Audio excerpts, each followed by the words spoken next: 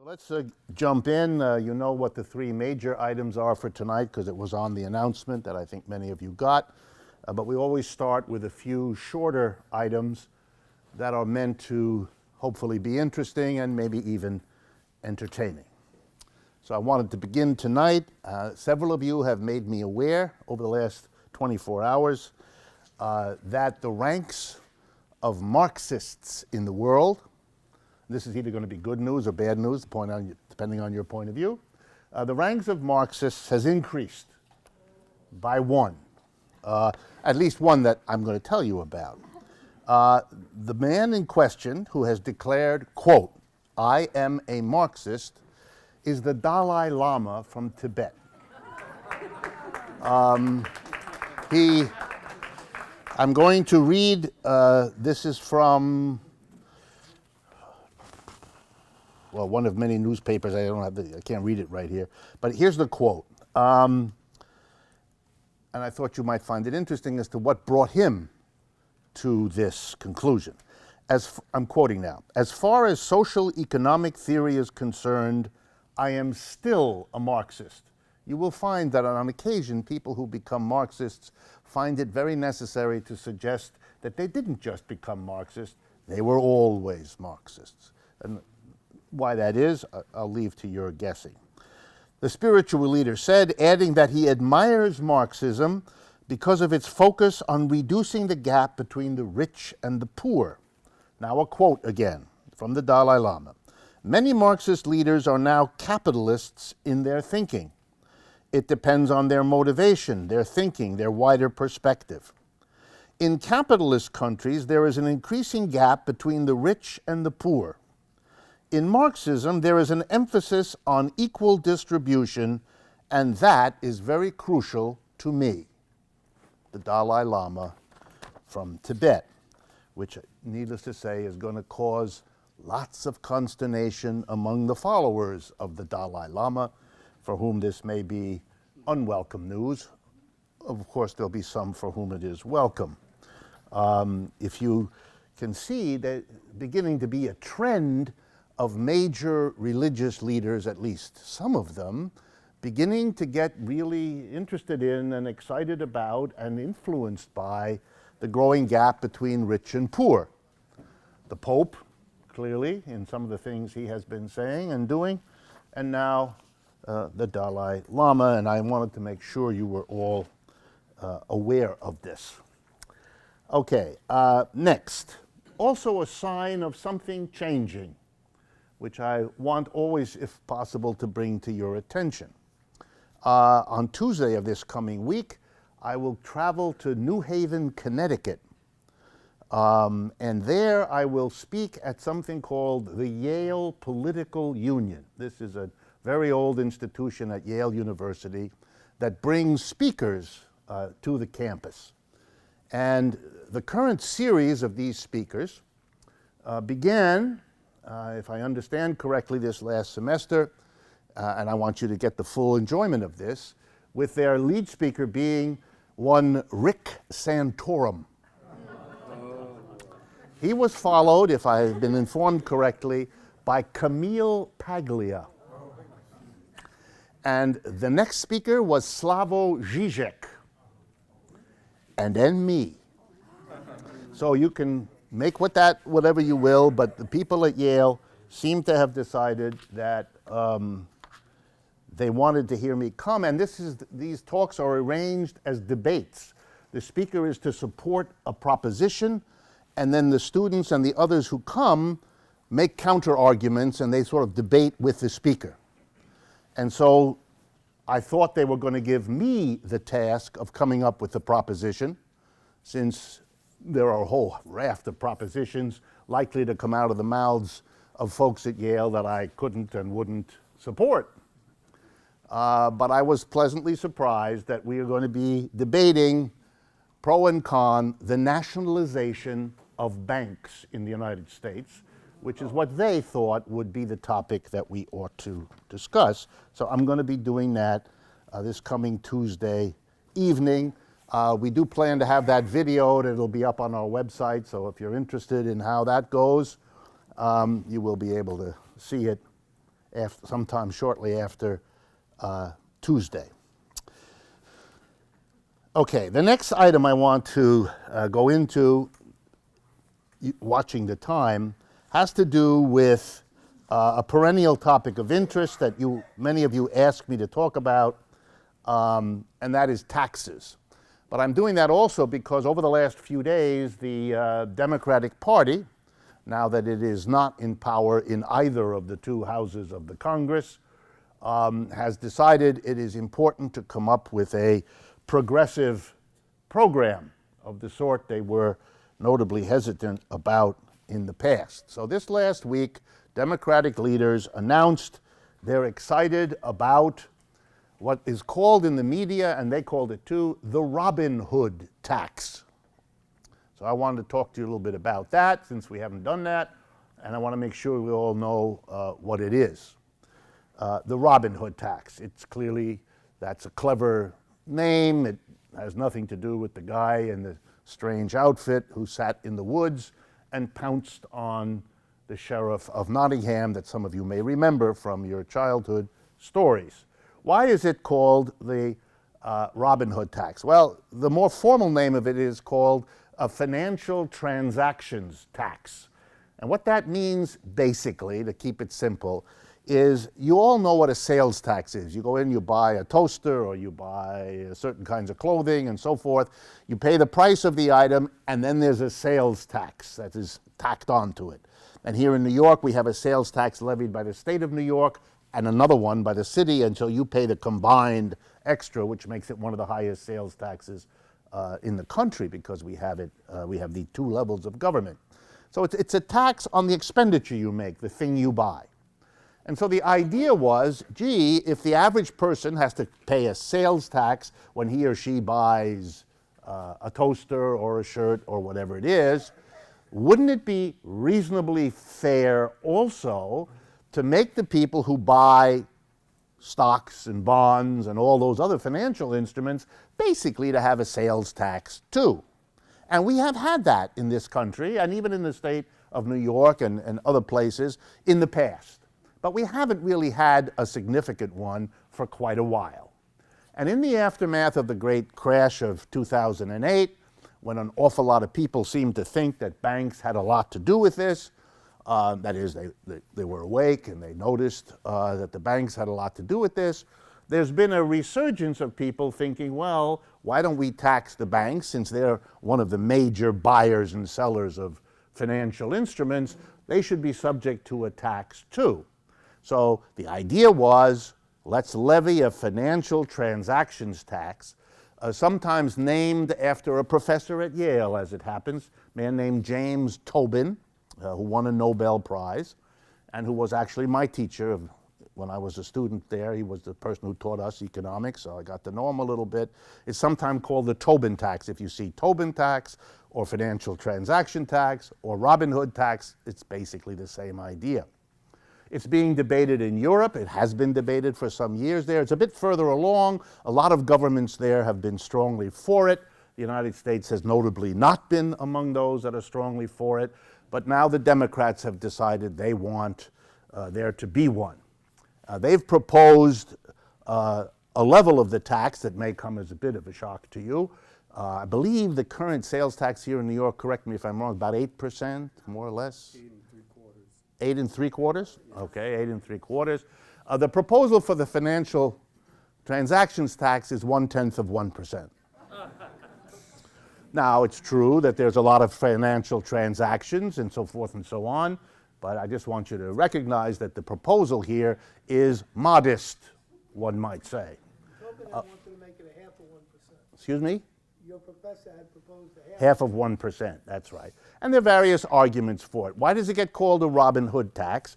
Because people who make transactions, financial transactions, particularly people and institutions who make a lot of them, are the folks at the top. So this is a tax that goes and gets money from them, puts it in the general fund of the federal government or whoever levies the tax, and then that's used presumably to do all the wonderful things for us that we all know the government is busy doing all the time.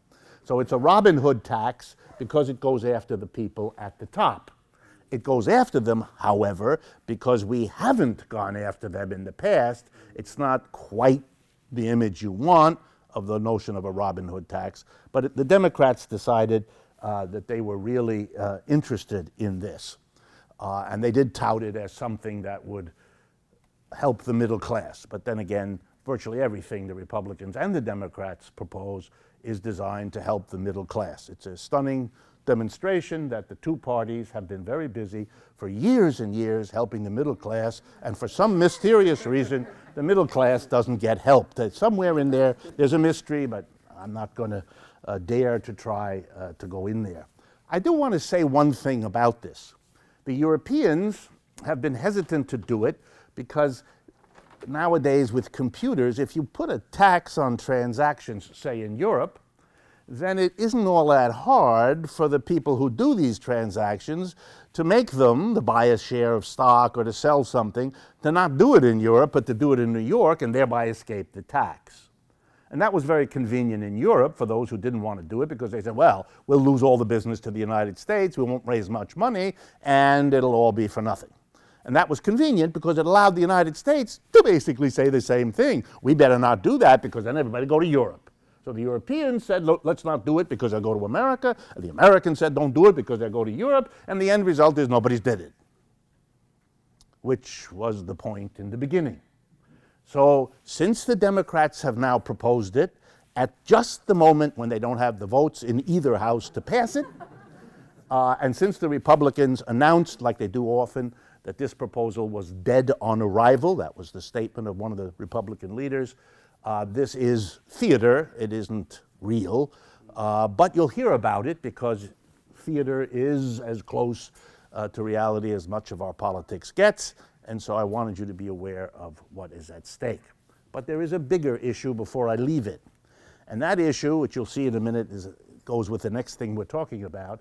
That issue is that the way we want to think about redistributing income? If we really want to help make a less unequal society than the extraordinary inequality we have now, is what we want to do to redistribute the wealth.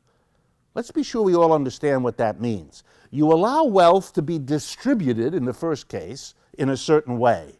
You notice that's very unequal. A few have a great deal, and everybody else is squeezed. Then you go, oh good, oh my God, we shouldn't have that. And then you proceed to redistribute the wealth, which basically, however you do it, amounts to taking it away from those who have a lot of it and passing it to those who don't. That's what redistribution is. And that would make it more equal. The problem with that is the following. One, everybody who has wealth taken away from him or her is going to be angry and nasty. And because they're the rich people, they can make it hurt when you anger them or piss them off, as a technical term. And so they respond, and you get a lot of tension in the society and a lot of conflict. The second thing is, it's hard to manage all of that. You have to have a bureaucracy. You have to make sure that the people you're taking it away from don't seek to escape these mechanisms that take wealth from them. And they're very resourceful. They hire the accountants and the lawyers and the folks to help them out. And you then have to have a whole bunch of government sleuths to counter what they're doing privately. So it's very expensive to redistribute income. Very socially divisive, very expensive. And there's a long history that suggests that the people who don't want you to take it away from them once they have it are just as resourceful as the government, maybe more resourceful, in figuring out ways to get around it just a few years ahead of the government catching up to control it. So it doesn't work real well, it produces lots of tension, and it's expensive. Here's a thought then. Rather than redistribute wealth to make the division amongst us less extreme, here comes a radical thought. Maybe we shouldn't distribute it so unequally in the first place, because then we wouldn't have to redistribute it, would we? You know, a rational person would have figured that out 10 minutes into the conversation. It's always going to be harder to take money away from someone who believes he or she earned it, worked real hard for it. Don't believe it really goes to a deserving person. Remember those conversations? We've all heard them. Those are bitter, and those hurt, and those are divisive. If we didn't distribute the wealth so weirdly in the first place, we wouldn't have these struggles over a Robin Hood tax, even coming up with that name, as if this tax is like someone stealing your stuff the way Robin Hood did, etc., etc. Here's a second example that makes the basic point again. This time a completely different tax. A whole bunch of Republicans have recently said they want to get rid of the estate tax in the United States. The estate tax. An estate tax, very simple. Here's what it is. When you die, whatever property you have at the time you die is your estate, basically. It's what you leave to your relatives or whoever you're giving your wealth to. You know, if you have a will, you write down who gets my wealth. And throughout the history of the United States and many other countries, it was always thought that an estate tax is a particularly appropriate tax, and for a very simple reason. If there's going to be equality of opportunity, then you kind of have to have everybody starting more or less at the same place in life. So we all have more or less of an equal chance to make good, to make money. And it undercuts the notion of a society of equal opportunity if one little baby gets born and has $25 million on the first birthday of their lives, and you have a candy bar. See, that 25 million and your candy bar do not mean we're starting at the same place. And the way we could all start at the same place is if we had an estate tax. A tax that lets you keep the money you earned, however you earn it in your life, but does not allow you to pass all of it to another person who then starts in a very different place from where other people who happen to be born to a poor family as opposed to happening to be born to a rich one. So the idea was it levels the so-called playing field, quite literally. And that was the rationale for estate taxes, which the United States has had for many, many years, and many other countries have. Okay? Well, let's now look at the American estate tax. Back in the year 2000, I want to give it to you correctly so I don't misspeak. Back in the year 2001, the estate tax worked as follows. You only had to pay it on whatever you left to anybody else at your death more than $650,000. So that means, for at least some of you in the room, the estate tax was nothing you worried too much about, because you knew that you wouldn't die with more than $650,000. In other words, the first $650,000 was exempted. There'd be no estate tax on it. Okay? You only paid an estate tax on every dollar over $650,000 that was in your estate. Starting in 2001, that's why I picked that year, we've had this tremendous excitement about cutting taxes. The same politicians who are constantly telling you how they want to level the playing field and help the middle class have been busily raising the exemption so that more and more of your wealth can escape taxation. So, the current year, the deductible, the amount that you can pass to another person at your death without incurring any estate tax, has risen from $650,000 per person to $5.43 million per person. And because of the rules governing husband and wife, a husband or a wife can leave $5.43 million to their spouse, and the spouse can leave another 5.4. So basically, a couple can leave close to $11 million before any federal estate tax is assessed on them. So much for the concept of an equal playing field. What is the tax then for the really rich? And you know that we're talking now about 1%, 2%, 3% of the people are going to be leaving more than $11 million. So the vast majority are exempted. It's interesting, they're exempted from the estate tax because they're not going to leave $11 million. They're going to leave less than that. Some people are going to leave, $11. So they will have no estate tax at all. So it's kind of interesting. So we've exempted huge numbers of the rich. Well, what do you have to pay if you got that much money? You're leaving more. The rate is roughly 40% officially of every dollar above the 11 million. But there are exemptions and deductions, and I looked it up. And so the average wealthy person in our society is exempted from the first 11 million that he or she leaves and pays roughly 16% of the rest. And if you want to know why the rich in America have children who are rich too, you just found out. Because the estate tax doesn't take it away. It basically permits the very wealthy to continue to be very wealthy because the government, which always took some, is taking less and less and less. So here's some of the overall numbers, just so to drive the point home for you. In 2015, according to the Tax Policy Center in Washington, out of every 1,000 estates left, 1.5 will owe any estate tax. 1.5 estates out of every 1,000 estates in the United States will owe any federal excise estate tax. So in other words, this is a tax that only falls on the very, very wealthy. Total amount raised will be about, over the next period, they estimate $26 billion per year, $26 billion a year. That amounts to 1% of the federal government's take, roughly.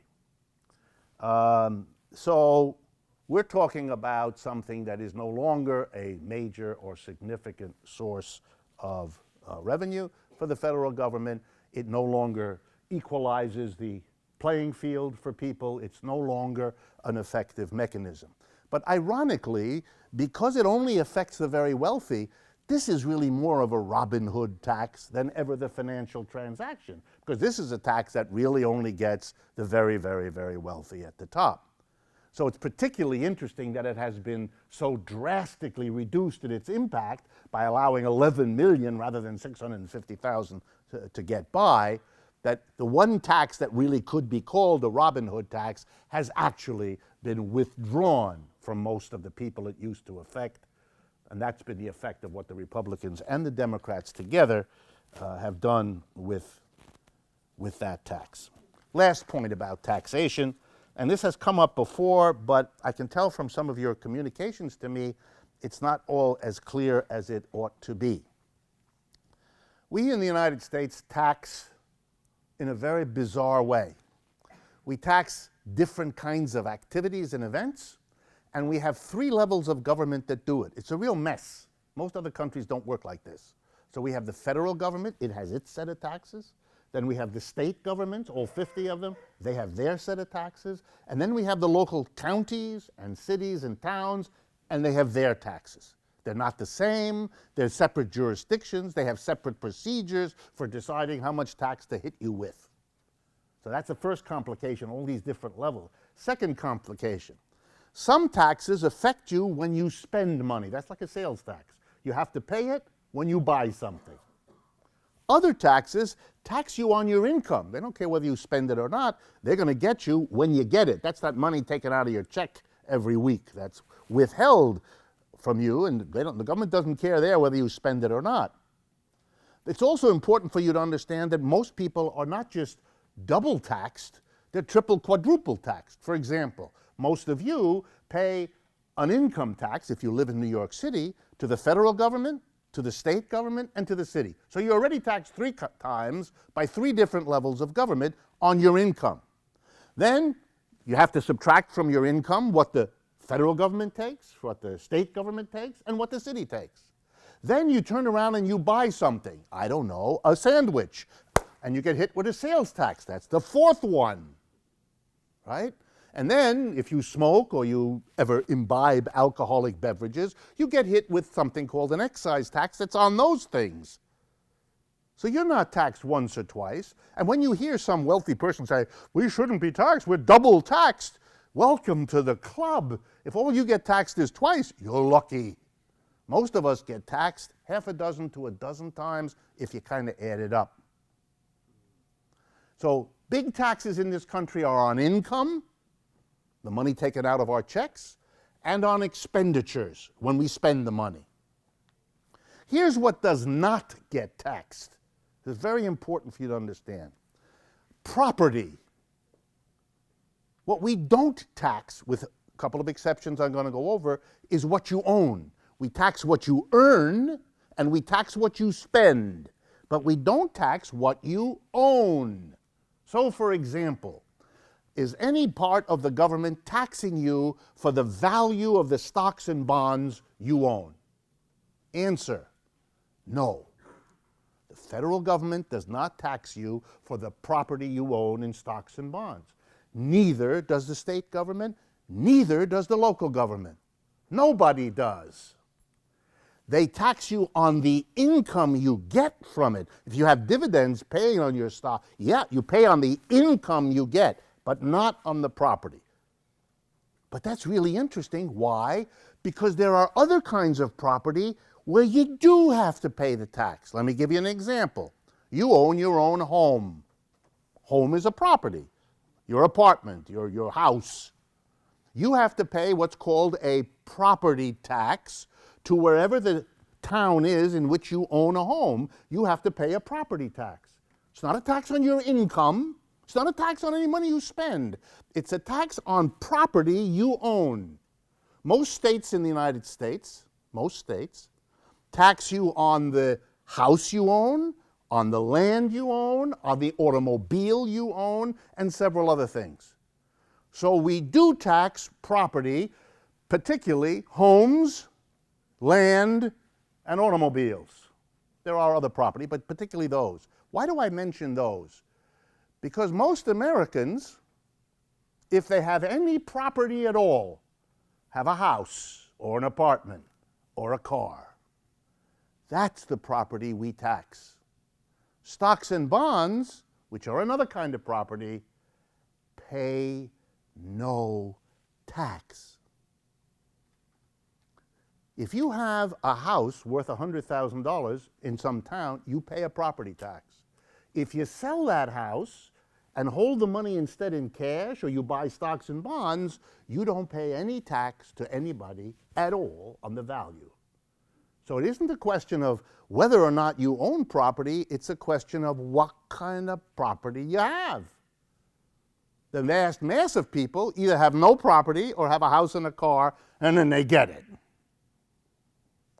A tiny percentage of our people own stocks and bonds, which for some mysterious reason are not taxed at all.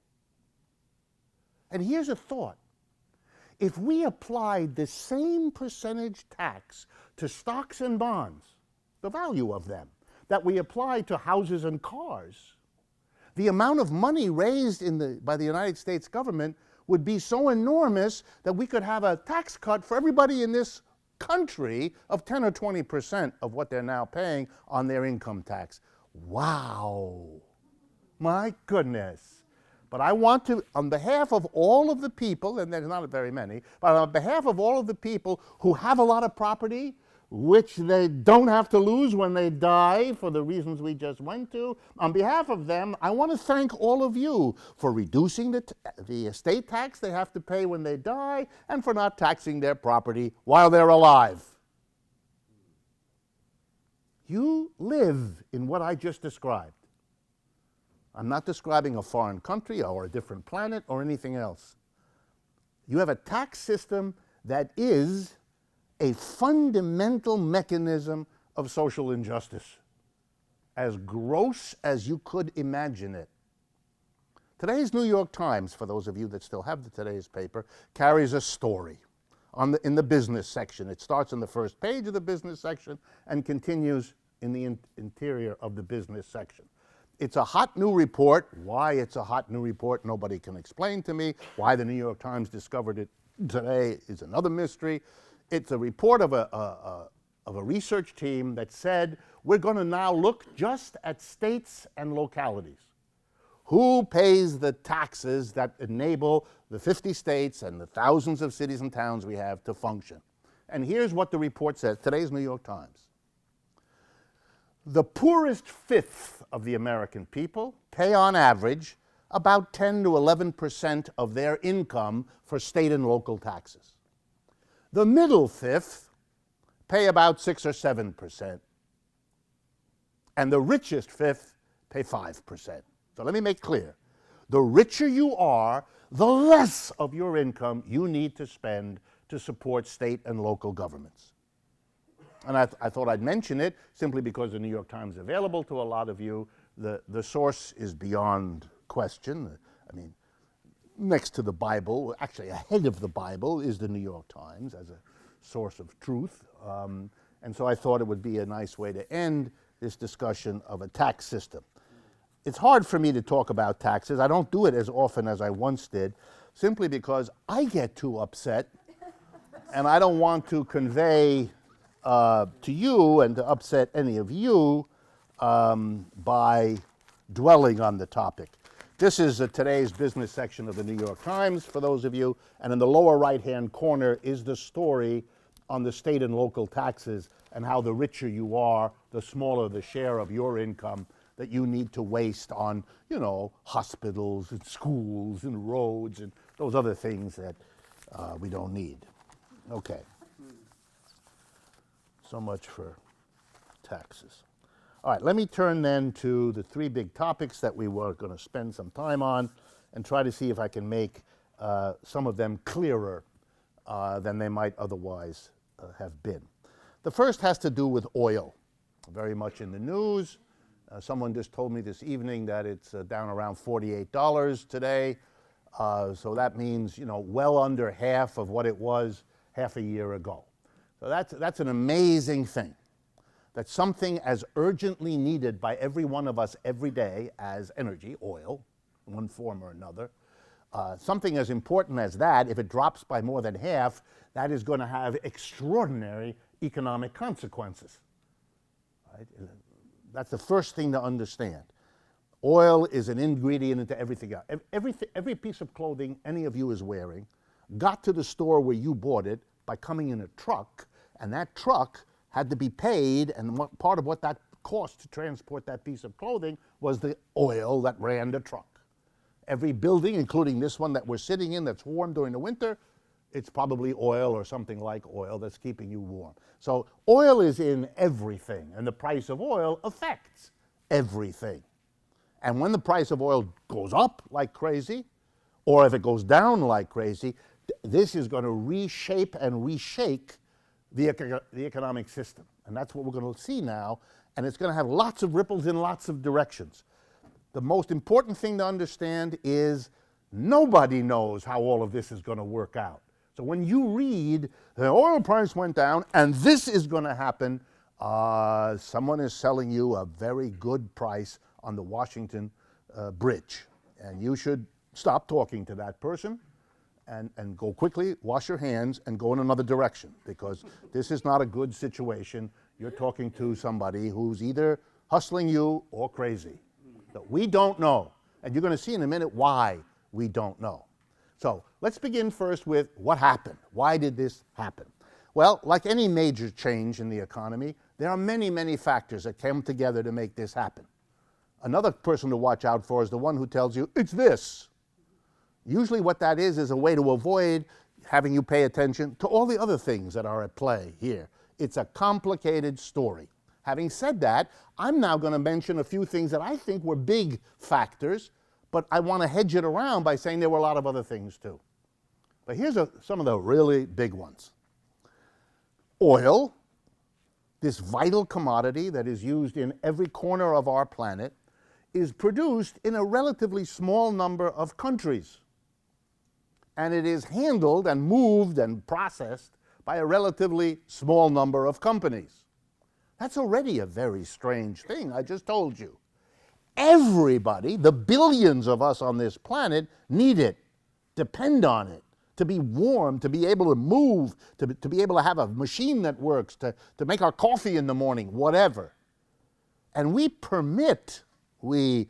believers in democracy, a really small number of countries and their political leaders and companies and their top executives to basically control this. That's a recipe for real trouble, which we're now having. And one ought to ask the question, how is that possible? How is that allowed? Isn't there something fundamentally wrong with having something everybody depends on be under the control of a tiny number of people that most of you who depend on it couldn't identify, don't even know who they are, let alone have a lever of power over them? Number one. Number two, there's a cozy arrangement that the producers of oil, the countries and the companies that do it, there's a relatively cozy arrangement they worked out over the last 20, 30 years. It actually goes back further, but it's been particularly cozy after the last 20 or 30 years. And here's how it works. It's very common in capitalist economies. It's not unusual. They know, and they work at, having everybody depend on it. That's called the demand. They do everything they can to get the demand for oil up. So they build cars that, guzzle the gas. And they want us all to want air conditionings in the summer and heaters in the winter, and we use the oil in every way, okay? So they stoke up the demand, and then they hold back the supply. Because if the demand is high and the supply is limited, we have to end up using the market. That's the market. The market says we don't have enough oil to take care of everybody. That's what we're told most of the time. Right now, as you'll see, we seem to have, mystery of mysteries, too much of what we thought we didn't have enough of. 5 years ago, peak oil, we're all going to freeze. Now, there's too much oil. That should make you already suspicious. Well, what? How did things get so different? But all the oil companies and the oil countries have been doing is controlling the supply relative to the demand, so the price of a barrel of oil is what it is, $120 or whatever it has been much of the last few years. It bounces around, but high. And they were doing really nicely.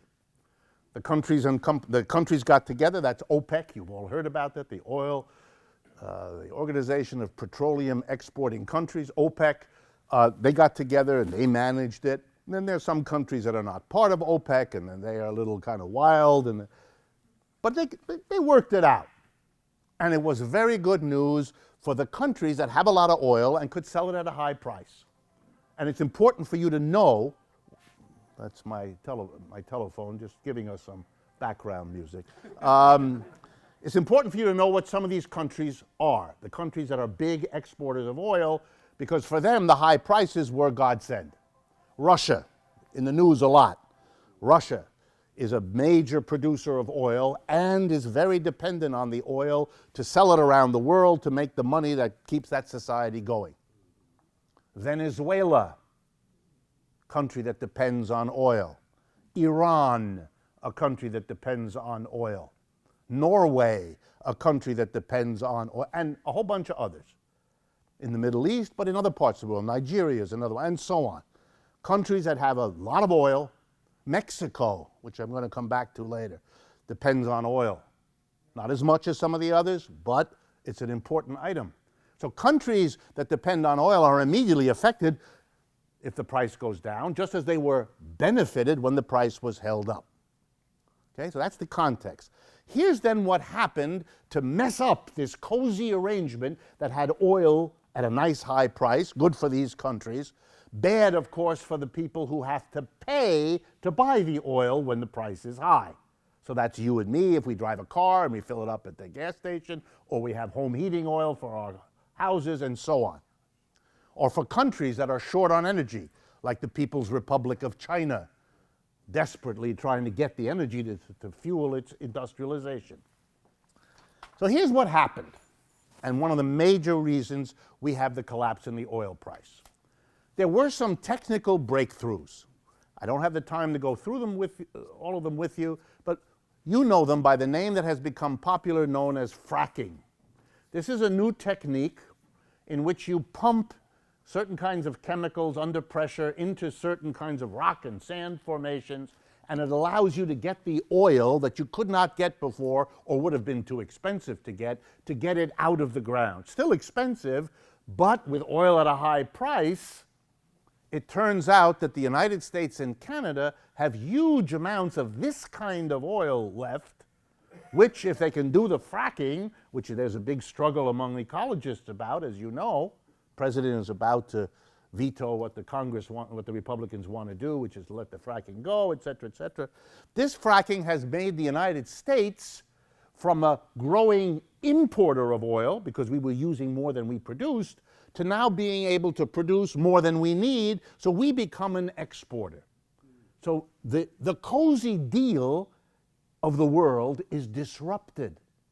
The other producers, led by places like Saudi Arabia, Russia, Venezuela, Iran, they are producing at a high price, and suddenly they see the United States over the last few years, not very long, coming up and saying, hey, we want to be a big exporter of oil too.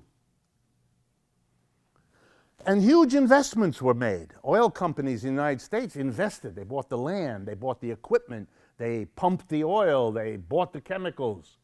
And in order to do that, many of these companies borrowed hundreds of billions of dollars from banks in the United States to finance going after the fracking to get that kind of shale oil, that oil in this new arrangement. A lot of investment. Those investments seem to have been made, if I understand this correctly, on the assumption that the price of oil would be that nice high one, so that it was profitable to spend a lot to get that oil out of the ground with this new fracking, because you'd make a lot of money selling it. The unspoken assumption was that the United States could increase the oil in the world for sale, and that all the other countries would reduce their production, because of course if they didn't, then what the United States would be doing is dumping extra oil on the world. There's no demand for it. We're in a crisis around the world. People are not booming their industries. They're cutting them back in Europe, in China, and so on, slowing down. So the demand isn't going anywhere. If the United States adds more and nobody cuts back, there's going to be too much of the oil, and people are not going to pay. They're not going to have to pay what they used to. Desperate countries are going to offer the oil. The price goes down. They offer more oil because they're desperate. Their economies depend on it. And guess what? The Saudi Arabians, the Russians, the Venezuelans, the Iranians, they haven't cut back on their production. They said to the United States, what are you talking about?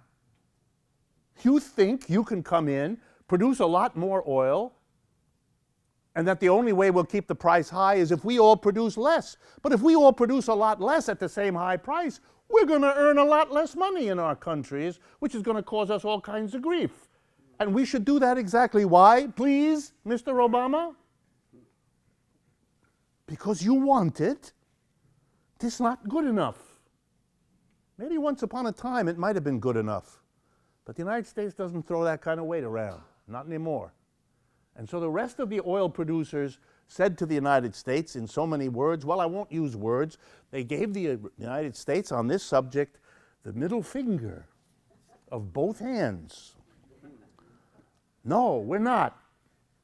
We're going to keep producing oil, and if the price of oil goes down, at least we'll hold on to our share of the market. We're not giving that up. And you know something? The pain will come on you, Americans, because in Saudi Arabia, the cost of bringing up oil per barrel is way less than what it costs to do fracking. So you Americans, as the price goes down, you're going to have the harder and harder time. You're not going to make the profits you thought you would. And if you don't make the profits you thought you would, you won't be able to pay back the banks you borrowed the money from to do all this. And American banks are not such great shape to begin with, and if a lot of American banks cannot recoup the loans they gave to the people who made the oil, we're in doo-doo again. It's really like the subprime mortgage, if you think about it. We made a lot of loans to people who couldn't pay back. Now we did that again. We made a lot of loans to frackers who can't pay back. And you already can see cutbacks in employment in the go-go states like North Dakota and Texas that were doing so well. I have to pass on to you the very bad news that the governor of Texas let it be known. He's a very famous man. Remember, he was on TV and he gave the world the knowledge that he had 3 reasons about something, and he couldn't remember the third. Remember that? Mr. Perry? He's announced he may not be able to run for president. Don't cry. He may not be able to run for president because the economy of Louisiana and Texas looks like it's going to go into the toilet because of all this problem, which impacts Texas heavily. So you can see already people are figuring out that the pain from this problem isn't just the pain for the countries that now are selling oil cheaply, like Russia and Venezuela and Iran, but it's also pain that is going to afflict people here. Sure, there's a good news, if you like, that the price of gasoline came down. No question. By the way, this was in the newspapers a few weeks ago. We were all going to be in seventh heaven economically because we're saving so much on gasoline, we will go out and buy up a storm with the money. This morning, the retail sales figures came out for December. Never showed up.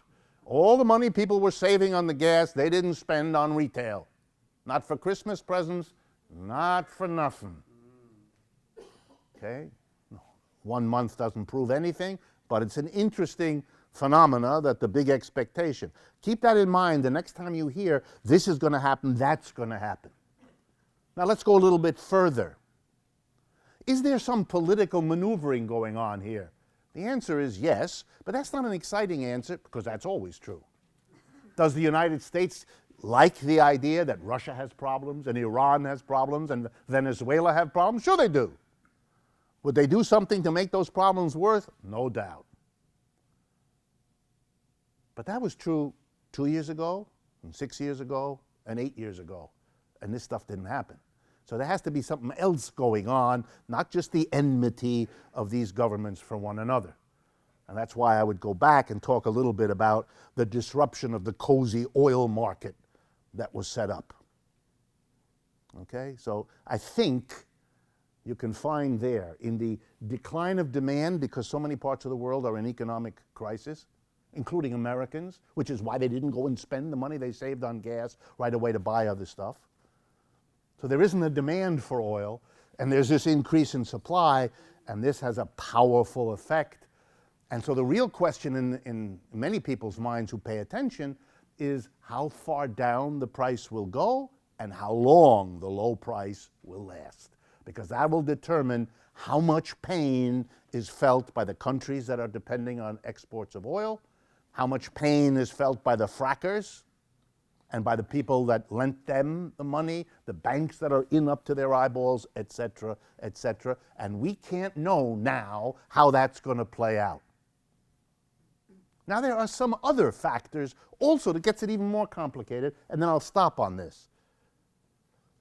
In many countries that were dependent on oil, and the most famous example, or at least one of the famous examples, is Norway.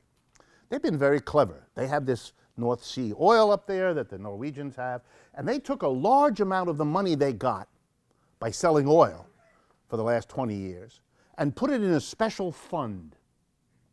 These are called sovereign wealth funds. They have this name. It's money made when a country has a resource that it can make a lot of money, and the country knows, Norway knew, like all countries need to, that this is a limited resource. You're going to run out of this.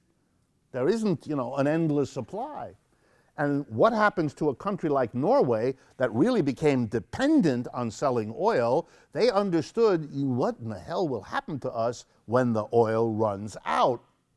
So they set aside a lot of wealth and they invested it around the world in stocks and bonds, all kinds of things. Okay, and those sovereign wealth funds are providing capital to all kinds of projects around the world. But if the price of oil goes down, Those countries can't do that the way they used to.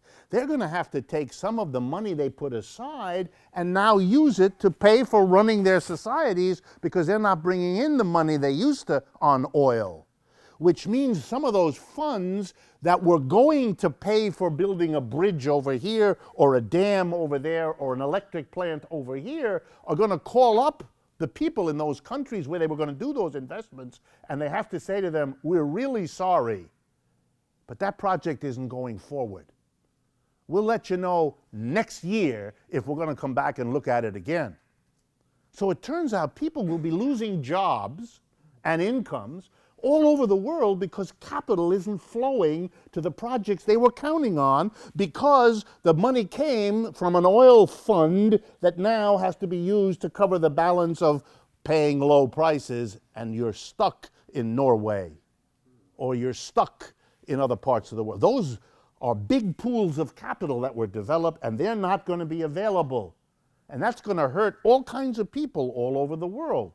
Do we know in advance where all that will happen? No.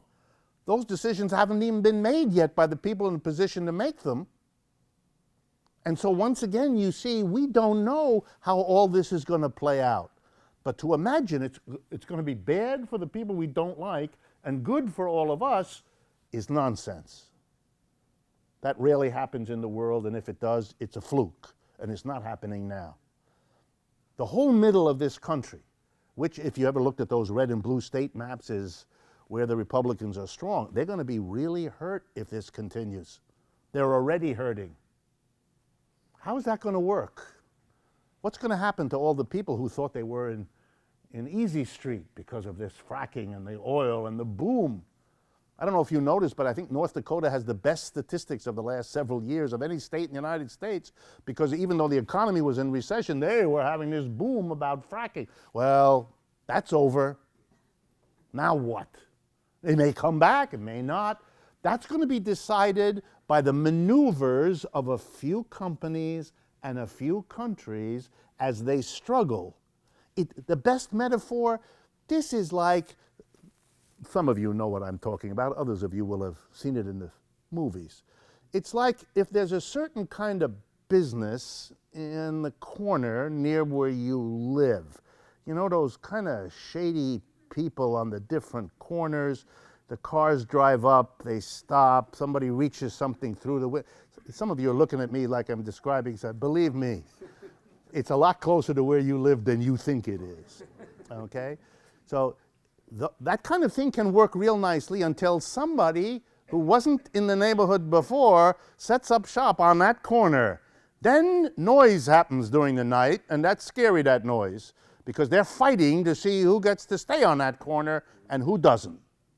That's what this is about, except it isn't on the corner, it's done in fancy palaces in the Middle East or chateaus outside of Paris or some other place where the struggles about who's going to get what cut of this lucrative business are going to be worked out. And it is our job as loyal citizens of the planet to sit there, put a sock in our mouths, and wait to see what happens to us. Because that's the way we've allowed this basic product to be organized in a capitalist economic system of the sort that we live in. Okay, next product. Shoot. Did they just deregulate Chris Dodd-Franken law because of fracking? No, I think that no, I mean, there may be something that I don't know, but you mean the Dodd-Frank, yeah. Dodd-Frank was fought by the banks before it was passed. After it was passed, it was fought by the banks to not implement it. For those of you who don't pay attention, many provisions of the Dodd-Frank Act still have not been put into effect because they're being studied by commissions that were set up to study how to implement what the law said. They're still studying many, and they're very important ones, that haven't been implemented. Others have since been challenged, usually by the Republicans, often with Democrats voting with them, and have been weakened or reduced or eliminated. So what you're seeing is a slow and steady effort to reduce the Dodd-Frank impositions, particularly on those things that banks and others who have the money to pay for the lobbyists are most concerned about, They can't get everything they want, but they focus on the things that are most important. I don't think fracking is necessary to tell the story. There may be some dimension of fracking that is now beginning to play a role, and that would just reinforce my thesis. If you have a collapse of the oil prices, everything is going to be affected one way or another.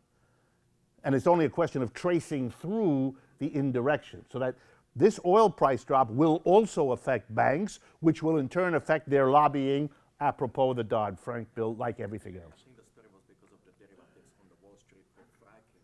Yes, because of the way our financial markets work now, people who borrow have to hedge their risks in that. People who lend have to hedge their risks. So all the derivatives that are ways of managing the risk are all in play the minute you have a major lending program like you had for that. So that will also factor in to what they want or don't want the Dodd-Frank to do.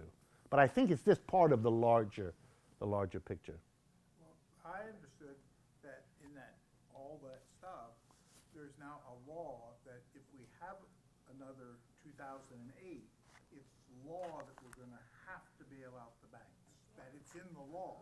Yeah, that was the thing that happened a couple of weeks ago when the ability of the banks to do certain kinds of transactions that would be insured by the FDIC and by the Federal Reserve. That was something that the Dodd-Frank had wanted to take away, that guarantee. That was defeated, and that guarantee is now in place. So that, yes, if that covers some of the dealings around fracking, then we as a people are on the hook to bail them out if it goes bad. So that could be another part of it. All right, let me go on so I can get this stuff done. Greece. You're going to hear a great deal about Greece in the next 10 days or so. The election in Greece is on the 25th of January, so it'll get more and more intense, even beyond what it is now. And I want to make sure everybody understands, because this is really a major event. And I think there's some posters around here also about one of several meetings. This is a meeting in Queens. I'll have this up here, so anyone who's interested, please come up and you can see.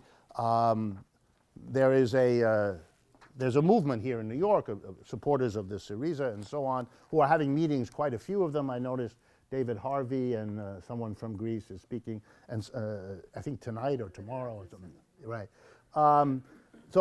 And I only have the time for an overview, but I want to make sure you all understand that this little country in one corner of Europe is once again a kind of a touchstone, a kind of a lightning rod for where the issues are coming to a head. So let's do it very quickly. Greece, over the years leading up to the crisis of 2007 and 2008, solved a bunch of its problems by having the government borrow a lot of money and giving itself a bit of an economic run-up by using borrowed money. This was not unique to Greece. Spain did it, Italy did it, Portugal did it. Sometimes the borrowing was done by a government. That was the majority situation in Greece. Sometimes it was done by banks. Sometimes it was done by individuals. In different countries, the private borrowing was more than the state. In other places, the state was more. But the borrowing is what I want you to all understand, that the borrowing is what kept the European economy bubbling. And that shouldn't surprise you either over the last 25, 30 years, because that's true in the United States too. The wages in America, the real wage, what you can afford to buy, the money you get adjusted for the prices you pay, has not gone up in this country for 35, 40 years. The real wage, what you can afford to buy with a week's wages in this country, is now roughly what it was in the late 1970s. So how did we have the so-called boom of the 1980s and 90s? We had it based on debt. Americans borrowed money like there was no tomorrow. They borrowed in for their homes, the mortgages, home lines of credit. They borrowed credit cards. Before the 1970s, credit cards were carried by business travelers. After the 1970s, everybody's wallet is full of credit cards. That was a way to get everybody into the borrowing business. And we all buy our cars on credit. And then the only really new one, students. You young folks, are the first generation to be up to your eyeballs in debt in order to get a college education. So we got you on your home, we got you on your car, we got you on your credit card, and we got you on your students. If we can figure out something else, lend you money on that. Okay? So it's a boom built on debt. And one of the reasons everything fell apart in 2007 and 8 was nobody could borrow anymore. The people who had borrowed were unable to pay back, and the banks suddenly discovered they had a big problem, namely that they had lent money to people who couldn't pay back. And then everything fell apart. But it doesn't take a genius, and it doesn't take a PhD. I keep telling you that. I have a PhD, but you don't need a PhD to understand that if your wages are flat and you keep borrowing more and more, a day will come when you will be screwed because you will not have the money from your basic income to pay the cost of your rising debt. This is not rocket science. Or if it is rocket science, we've given way too much respect to rocket scientists because this isn't complicated. So it's only a question of when, not whether. And so it was in Greece. But the problem of the Greeks was this. When it fell apart in all the world, 2007, didn't fall apart particularly in Greece any more than anywhere else. The Greek government tried to do what all governments did. The American government did the same thing. Oh my God, the economy's falling apart. We're going to save it. We're going to give money to the banks. We're going to stimulate it. The Greeks did exactly the same thing. They borrowed, but they had a problem. The world, the banks, the people with money, those were the people to whom the governments turned to get out of the jam they were in. They had to borrow the money to get the economies going again. So the American government was borrowing, and the British government, the French government, the German government, all of them. And then comes this little poor country, Greece. It wants to borrow too. And the world's bankers look at them and say, why the hell should I lend to you? You're a little poor country. I can take all the money I want, lend it to Washington. That's a safe loan. If the United States can't pay back the loan, the game is over anyway, and we'll be worrying about whether we eat tonight. So we're not lending to Greece. Well, we'll make an exception. We will lend to you, but you'll have to give us 20% instead of 3%. Otherwise, we're not lending to you. And then the Greeks were in trouble. They were caught up in a global crisis, not of their making, but hurting them. Greece is an economy that depends on a few things. If there's a crisis, Europeans can't make vacations on the Greek islands the way they normally do. The Greeks can't sell the olive oil and the flowers and all the other things that they do. They were hurt like everybody else. But they couldn't borrow their way out except at paying rates of interest that they couldn't afford. So now everything began to unravel. They couldn't function. Sad to watch. What could they do? Well, their problem was that they first had to deal with two things, French and German banks, because most of the borrowing had been done from Greek banks, French and German banks. The government of Greece borrowed from its own banks, it's the Greek banks, and the French and the German, the big powerhouse banks, and some American and some British, but it was Greek, France, and Germany that were the big lenders. And they were not about to lend any more to Greece. They were lending to their own governments. They were lending to much better borrowers than the Greeks. They weren't going to have it. And the Greeks said, well, if you don't lend to us and we're caught in a crisis, we won't be able to pay you back the huge amounts we've been borrowing from you for years. And the French and German banks and the Greek banks had a horrible several weeks when they were confronting that they were going to get really hurt because the Greeks owed hundreds of billions of dollars. They had a lot of money that they had borrowed. And it was doubly dangerous for the French and the Germans. Why? Because in the first flush of the crisis in 2007 and 8, they had gone to their respective governments. The French banks to Mr. Sarkozy, you remember that stunning leader, okay? And the Germans had gone to Mrs. Merkel, and they had asked for bailouts like the American banks got from our country. And they got it. But those politicians, because it's Europe, they took it. Their unions and their socialists and communists screamed bloody murder. You're bailing out the big banks. They brought us the crisis. Now you're bailing them out. You better not do that again. That's my blah, blah, blah, blah. And that's a problem for French politicians. Mr. Sarkozy thought he could bull his way through that. That's why he's not the president anymore. He was wiped out in the next election because that politics of denouncing him for bailing out the banks worked really well against him. So the great fear of the German banks and the French banks was also the great fear of the politicians. Here we go now, if the Greeks couldn't pay back what they had borrowed from the French and German banks, those banks would again be in trouble. They'd have to go back to their politicians and get bailed out again. And Mrs. Merkel and the French politicians said, we ain't gonna do that, because that's political suicide for us. You can't come and ask and get another bailout, because we'll get voted out of office, and you will then not only not get your second bailout, you may not survive. So what had to be done? They came up with a solution.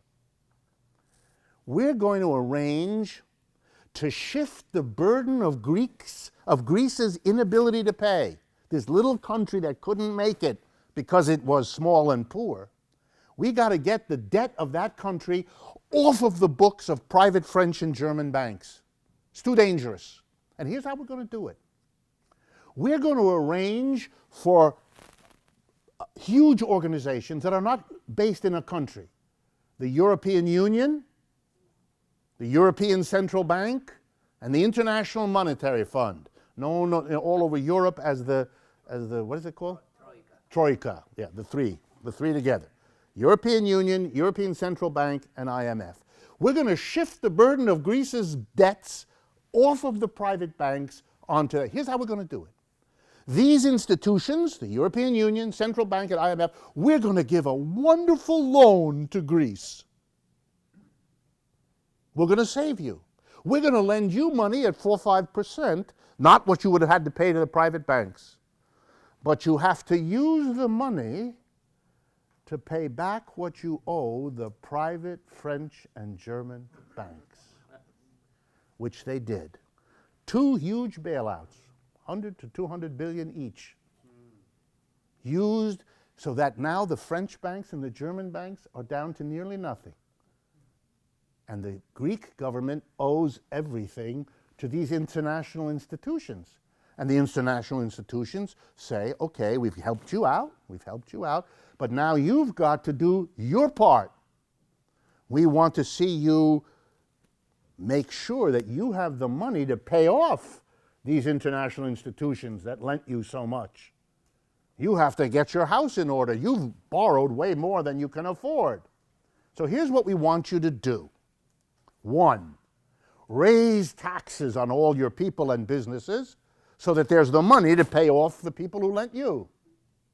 And number 2, we want you to cut government spending so that the money that you used to use for pensions, for salaries for public employees, for maintaining the Parthenon or whatever the hell you're doing, that money will instead be available to pay off your debts. And so they said to the Greeks, we're going to make you the test case. You're the model. We're going to teach you the meaning of the term austerity. We're going to rack up your taxes and we're going to cut the spending. The Greeks, being who they are very, very smart people, and over the years they have learned how to avoid taxes. They are among the people in Europe I admire most for the sheer ingeniousness with which they have done it. It's a European-wide activity, as it is in this country, but the Greeks do have, they excel in that area. So the chances that the government would be able to raise a lot of new taxes were slim. And it turns out they haven't been able to do very much of that. But cutting spending is easier. So they did that. I believe the general numbers go something like this. Something on the order of 1 million people have lost their job in Greece, which 1.5. I believe the overall number for the reduction in salaries in the neighborhood of 40% between 2010 and now. You're talking staggering cutbacks of pensions, cutbacks of every kind of subsidy and government program. You have to remember in Greece, again, for lots of historical reasons, a very large part of the employment is public employment, working for governmental levels. Those were savagely cut. So the Greek situation is a poor country has become much, much poorer. And this was said to be the only way to get Greece out of the problem. So let's review. A crisis happens in global capitalism. The notion that Greece, a little country, was a major cause of that crisis, no one in their right mind, which does unfortunately still leave a lot of people, but nonetheless, no one in their right mind would make this argument. Okay? So it suffers because of a crisis in the economy of which it is a part. It is then savaged by the program ostensibly to solve this problem. They discover that whatever they suffered in 2007, 8, and 9 as this crisis peaked was nothing compared to what they were going to suffer starting when the solution was applied in 2010 to now, 2010 to 2015, the austerity. That's what lost them their jobs, their incomes, and a whole generation. One of the worst things you can say about a society going through this experience, you can say about Greece, that a significant number of the people under the age of 30 have left Greece and are leaving Greece now looking for work in other parts of the world. And the saddest thing is they go to places like England and the United States. And if you're coming to look for work in England and the United States, the place you're coming from must really be bad. Because we don't have jobs. But they're worse. They're in worse shape. Now a political party emerges in this mass suffering for which there is no end. By the way, when this began, if I have my numbers right, the Greek national debt was like 140% of their GDP.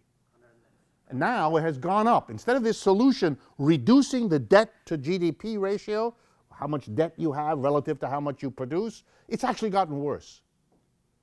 Their situation is extremely dire.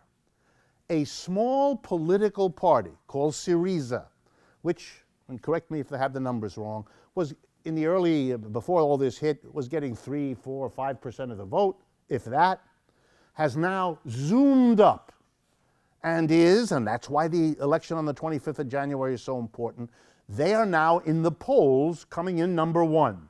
So if the polls that are taken now are reflected in the actual vote on the 25th, then this Syriza left-wing party against austerity in favor of renegotiating the debt. That's the polite way you say paying less, or maybe none.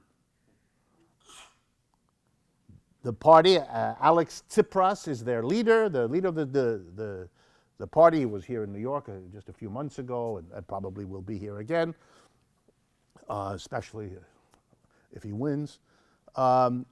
His party is now winning. So it's very interesting that the mass of the Greek people have really shifted their politics. And this is so important for Americans. Up until 2012, the Greeks voted for 2 major parties who took turns being the government. One was called the New Democracy Party, one was called the Greek Socialist Party, PASOK. Those 2. Like the Republicans and Democrats, they played musical chairs with the government. You know, now you, now me, very convenient, very polite, everybody knows everybody, it's a small country anyway, so you know, it all works out. Roughly 2/3 of the Greek votes went to those 2 parties. Everybody else was a little marginal party, on the left, on the right. In the latest polls of the last year and a half, those 2 parties together are not getting half of the vote they used to get. So the whole middle of the Greek political situation has dissolved. The majority have gone to the left, against austerity, against critical parts of the capitalist system there. Syriza is a coalition of a number of different organizations and movements. So when someone says this is what Syriza is for, don't listen. Syriza has lots of fights inside I really do know that. I have students of mine who are active there, who studied here in the United States and went back there and so on. It's a struggle. It's a process of Syriza. It's to the left of what else exists there, with perhaps the exception of the Greek Communist Party, which is another issue, but because it's an important party and it has a significant base inside Greece. But Syriza is the big new coalition left, and they look like they're going to win. And if they do, it will mark a major change in Europe. That's why it's so important. It will be finally coming to power a political party that looks like it means what it says when it's against austerity. Other parties have said they're against austerity in the last few years and won elections. Even the Greek Socialist Party, the last time they ran against austerity, but then somehow turned around and did austerity after they won.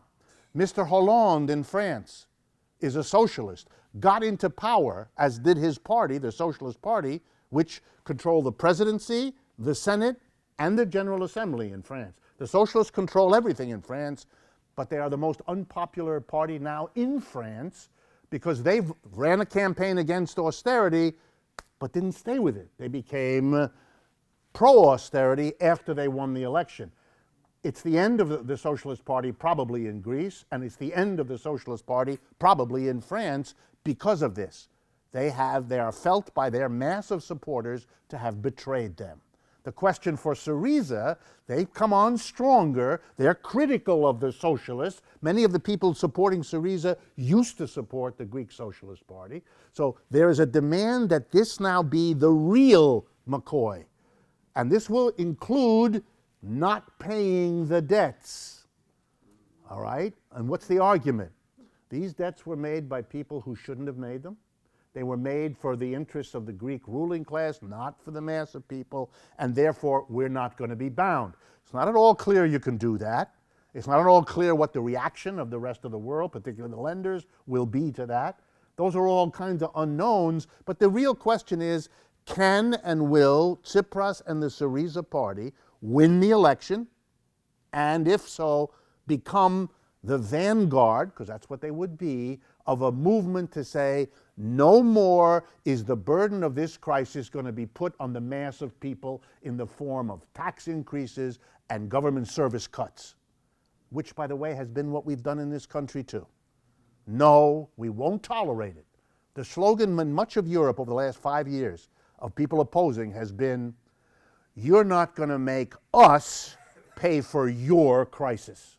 That's carried in the streets by the workers, the unions, and the left-wing parties. This is the first time a party that looks like it means it has a chance to get power.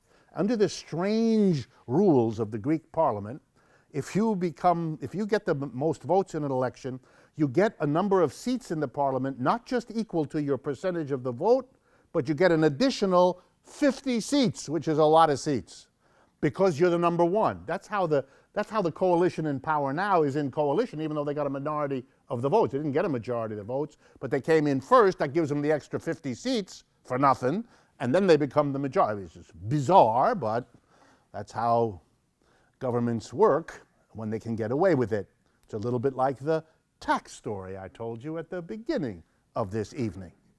So keep your eyes on in Greece. You can see what the stakes are. Every day, the leading politicians in France, Germany, England are telling the Greeks how to vote. Don't you dare vote for the Syriza, because if you do, and then they paint pictures of horrible things, we will kick you out of Europe. A German finance official, we will kick you out of Europe. Or we will kick you out of the European Union. Or, we will decimate you think you've suffered now. I mean, really heavy stuff.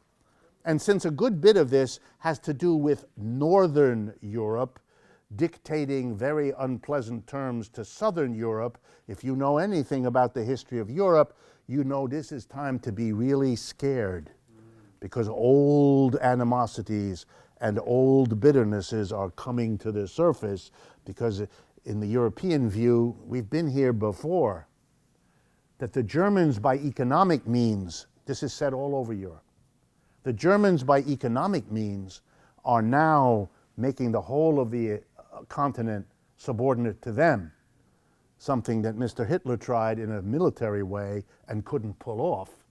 Mrs. Merkel, the kind old lady from Eastern Germany, is able to pull it off without having to fire a shot. When people do that, when they burn Angela Merkel in effigy in the streets of Athens, things have gotten severe. And since the overall European economy is in very, very bad shape, you have all of the suffering that's continuing. As the backdrop for these political struggles, things are getting very, very tense and very hot, and I expect them to continue right up until the 25th, and then we'll see where it goes. All right, last thing that we have time for, and we don't have much. Cuba. Cuba.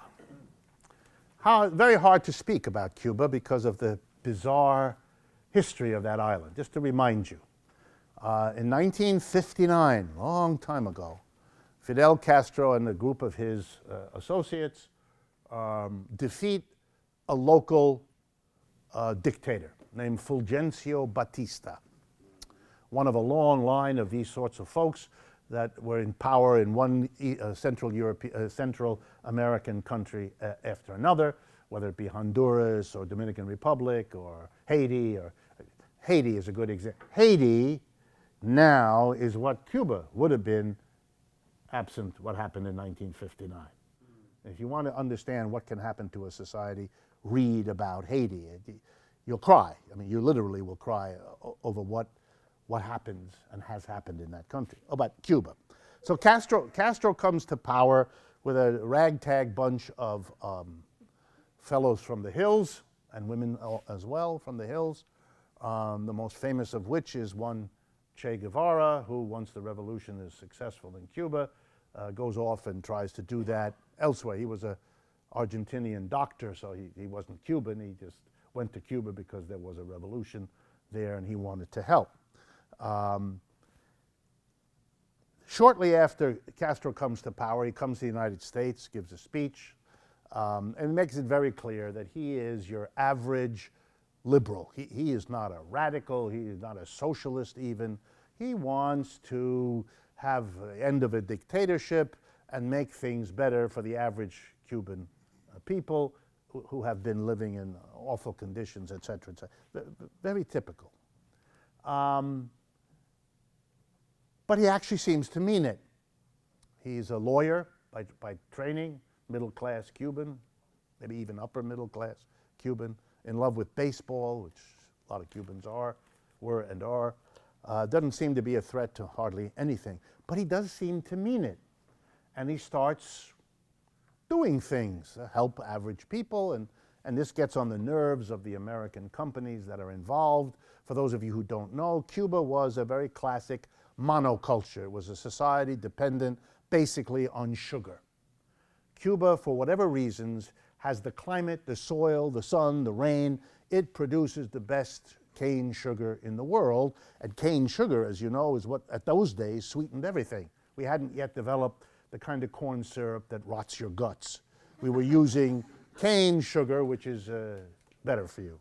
But you know, that's progress, so I don't want to question it. So the Cubans produced sugar, and they were 90 miles away from Florida, so they sold their sugar, you guessed it, to the United States. The United States is addicted to sugar, so this was a perfect arrangement. We all had our Coca-Cola, and that was Cuban sugar that made it sweet, et cetera, et cetera, et cetera. In retaliation for what he was trying to do, the United States, to make a long story short, did two things. One, it armed, equipped, and provided a means for a group of Cubans who were angry at this revolution to attempt to overthrow it. That was something called the Bay of Pigs invasion. To the surprise of everybody, including the Cubans defeated this armada that tried to undo the revolution. But you can see that didn't improve relations between Washington and Havana. And the United States, dismayed that this effort had failed, which they insisted they had nothing to do with it. Anyway, no comment on that. They then did the next thing, which was much more serious. They declared an embargo.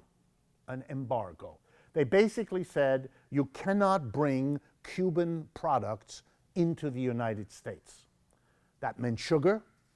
That meant another item that the Cubans are extraordinarily good at, cigars, which Americans which Americans smoked in large numbers. It basically cut the Cuban economy off because the Cubans had sold everything here. We're the closest country, we're the richest country, we bought virtually everything. They have a very extraordinary nickel mines. Nickel is an important metal, and they have that, and they sold that, and they had some other things too. They were also very famous for being a illicit playground for rich people. Going to Havana was where you went to gamble when it was illegal in the United States, to get drugs of all kinds, which were illegal in the United States. Illegal in the United States means you have to go a half a block to get it. And prostitution and the usual happy activities that go with places we now call, I don't know, Atlantic City or Las Vegas or things like that. Well, those were Havana. And there's lots of romanticism about Havana produced by people who weren't there. Anyway, the Cubans were finished. There's no way they could survive if they could not sell the United States. Who's going to replace them? Well, because of the Cold War, a candidate arose who said, we'll buy your sugar, and we'll buy your cigars, and we'll buy the nickel. We'll basically replace the United States. That was Mr. Khrushchev in Russia. And basically the Soviet Union, which is what it was at that time, stepped in and saved the Cuban economy. And in exchange, Castro, and nobody unless it's his brother or his sister can tell you how this all worked out, Castro then begins to become friendlier to the Cuban Communist Party, with whom they had had a lot of trouble before. But now they became friendlier. That was probably part of the arrangements made with the Soviet Union. In any case, Cuba survived. It survived. There have been countless attempts to overthrow that government. I mean, more than you can imagine, with fake cigars. There are books about this. You can get them. They're extraordinary. All failed. Whatever the Castro regime's intelligence operations were, they were super good for them, and way better than the resources we put in to overthrow them. It's not a pretty story for the CIA. They didn't do real well.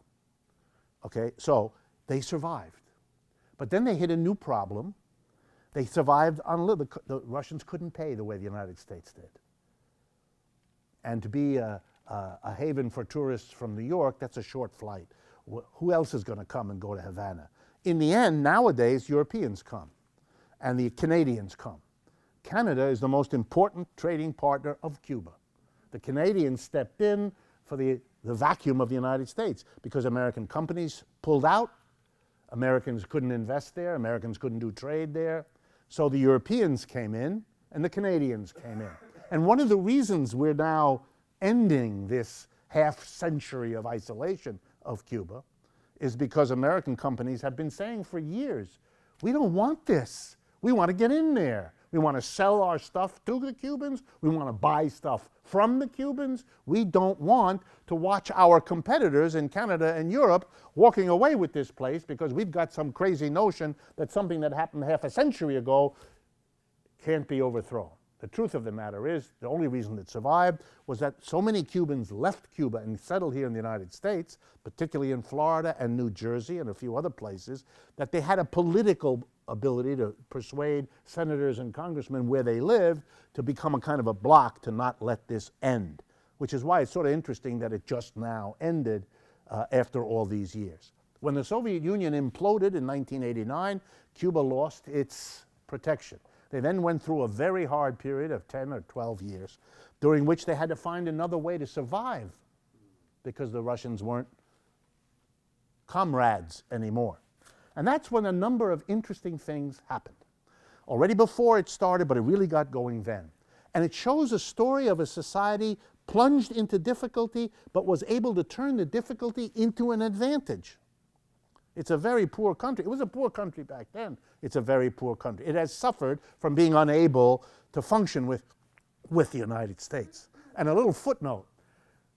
All that's happened is we opened relations with them. The embargo isn't over yet. That has to be decided by the Congress. The Congress is controlled by the Republicans, and the Republicans have made noises that they're not going to go for that. So that sets up another struggle between Obama, who has said he's in favor of ending the embargo, and the Republicans who said they're against it. But Obama is confident he's going to win because big business in the United States basically wants the end of the embargo, and they will pull the strings on the Republicans and get them to bend. At least that's the story that is being told. But here's a couple of examples of what the Cubans did. And I think that's sort of an interesting story about it. One of the groups that left Cuba right away after the revolution, and then particularly later, were doctors. Cuban doctors, Cuban nurses left. They were among the best paid people. They were well off. They didn't like all of the redistribution. The Cubans are a very relative to other societies, very egalitarian compared to the United States. It's not even close. And some of their statistics are remarkable. They have a significantly lower infant mortality rate than we do in the United States. They have a much lower unemployment rate than we do. I mean, in a number of dimensions, they have done really quite well. But here's the story with the doctors. What are they going to do? You know, you have to have doctors, and I mean, otherwise you're in real trouble. And they had a decent medical system. So they decided that they would begin a new program of training masses of their citizens in medical techniques. How to be a nurse, minimally trained nurse, medium trained, well trained, but to give a kind of a mass course in how the people could take care of each other medically. And that worked so well that today one of the major exports of Cuba as a country is the export of medical personnel. Let me give you a couple of examples. Cuba needs to import oil. It worked out with Hugo Chavez to bring in oil from Venezuela, which produces oil. How do you pay for that? Solution: you export doctors and nurses. Today, in Venezuela, 30,000 Cuban doctors and nurses work all through the countryside. One of the reasons Chavez got the support he did in difficult circumstances for the country and for him was because he brought medical care to the mass of the peasantry of Venezuela who had never seen it before. But the medical care he brought was all Cubans. The Cubans paid for it. The largest national contingent of medical personnel in West Africa fighting Ebola today is the Cuban, this little country. Cuba's population today is 11 million people. The United States is 330 million, roughly. So you're talking about, we're talking about a country that's much smaller than New Jersey. Okay? So they're the fighters against Ebola in Western Africa. They're the ones that make it possible. They've also developed a tourism industry now for the Canadians and the Western Europeans who now come in large numbers to vacation. They have beautiful beaches and all the rest in Cuba, and so they've survived on that. Last thing, they've decided, and this is very interesting for a socialist economy, that their reliance on government enterprises was a mistake. It was something they did because that's what they thought a socialist direction meant. That's certainly what the Russians told them. It's what the Chinese told them. By the way, today, Canada and China are the two major trading partners of Cuba. The two major trading partners of Cuba are China and Canada, People's Republic of China and Canada.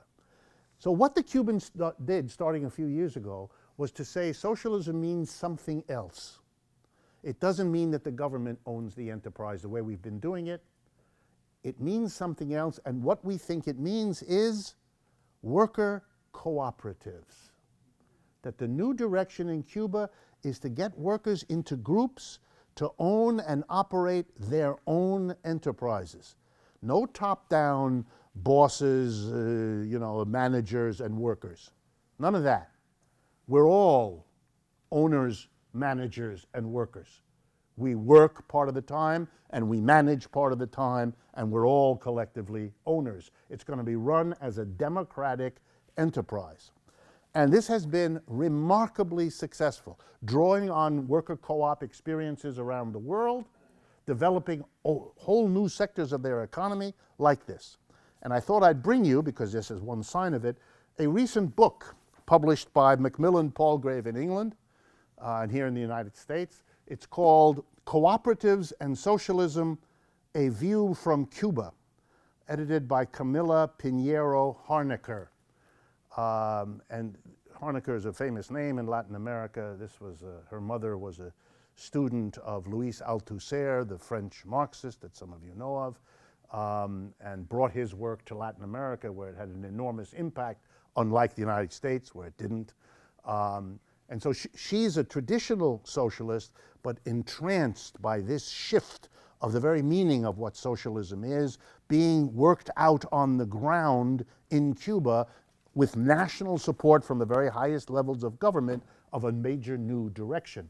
And so I think if you're interested, because I don't think this is limited to Cuba, I think the shift, and some of you know my own work is in this area, the shift of what socialism is, or what an alternative to capitalism is not, as it has been thought, going from the private ownership and enterprise to the state ownership and enterprise.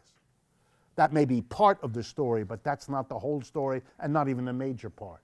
The major part is reorganizing what work means, so that it isn't anymore a hierarchical, top-down thing where a handful of people make all the decisions and you come to work Monday to Friday, do what you're told from 9, go home at 5, and that's all you have to say, into a situation where we democratize the enterprise, where we make enterprises be collective, democratically run cooperatives of all people without that hierarchy amongst us. I think it's very interesting that a country like Cuba that has been so resourceful, because whatever else you say about Cuba, to have been the great enemy in this hemisphere of the United States for 50 years and not to have knuckled under is an extraordinary achievement that doesn't have all that many parallels in history.